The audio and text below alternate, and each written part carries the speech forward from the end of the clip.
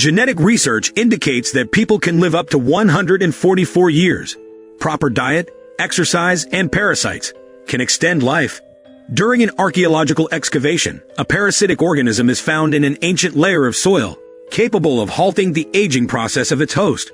Dr. Haibara further investigates this ancient organism. Dr. Futaba, the owner of a large human research laboratory, finds him. He proposes to experiment on live humans, seeing how this parasite takes root in the test subjects. Mr. Futaba makes it clear to Dr. Haibara that he cannot refuse this proposal. Some time passes and the story brings us to a boarding school set up in the Hominist laboratory. This school cultivates the smartest children in Japan. Their IQ reach 150. After class, best friends Hikari and Yuri bring beddings and discuss their futures. Yuri asks her friend whose DNA she wants to alter her genome with. The girl admits to herself that she wants to get DNA from the prettiest and smartest student in school, Maki. On the other hand, Hikari disagrees with her friend's wish and doesn't want to change her DNA. From childhood, boarding school students are informed of their destiny. More than 30 years have passed since the discovery of a parasite named soma. Due to human research, it is found that this ancient organism affects the host mitochondria, changing the characteristics of vital cells. This parasite can prevent aging and extend the host's life to 144 years. Following this discovery, scientists clone soma. The decision is made to implant this ancient parasite only in selected Japanese citizens.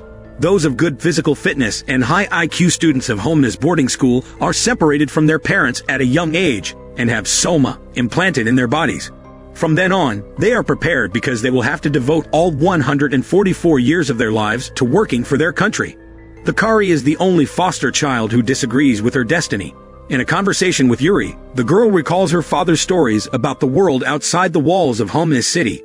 There, people can choose who to love and what to do. Hikari suggests to Yuri to form an alliance against Soma. Her friend, attracted by the story of free life, agrees. At night, Yuri tries to sneak into the boys' room to write a love letter to Maki.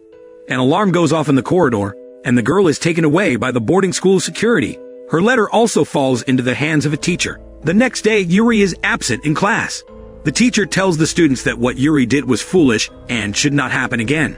After saying this, Maki laughs approvingly. Hikari is furious, because this boy is mocking the feelings of her girlfriend, who is in love with him. She lashes out at Maki, but her teacher curbs her anger. After class, Hikari goes to the infirmary to visit her friend. Yuri tells her that she is forced to confess her wrongdoings every day and takes many pills. The girl wonders if Maki dislikes her after all that has happened.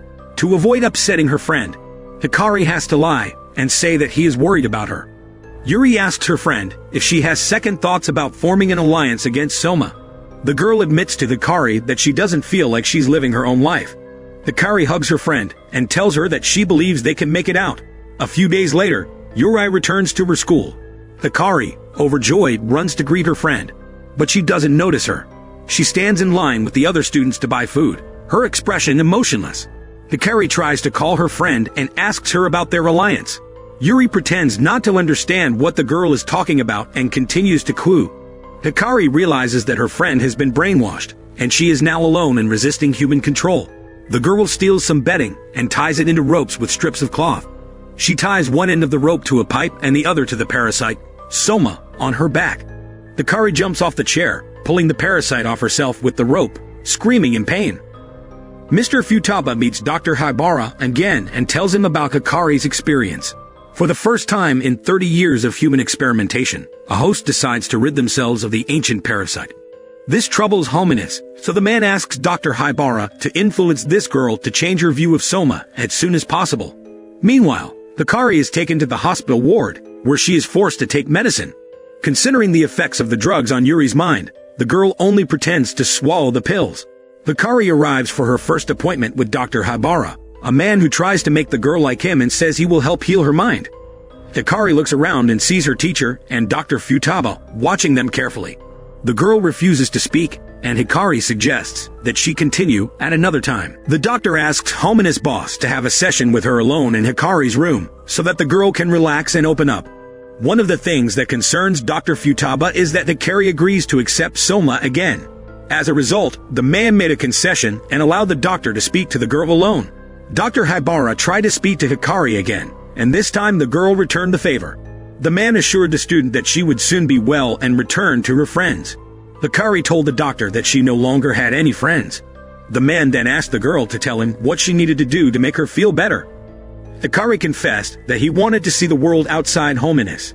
Mr. Futaba had been watching their conversation on a video camera. He allowed Dr. Haibara to take the girl outside the boarding school.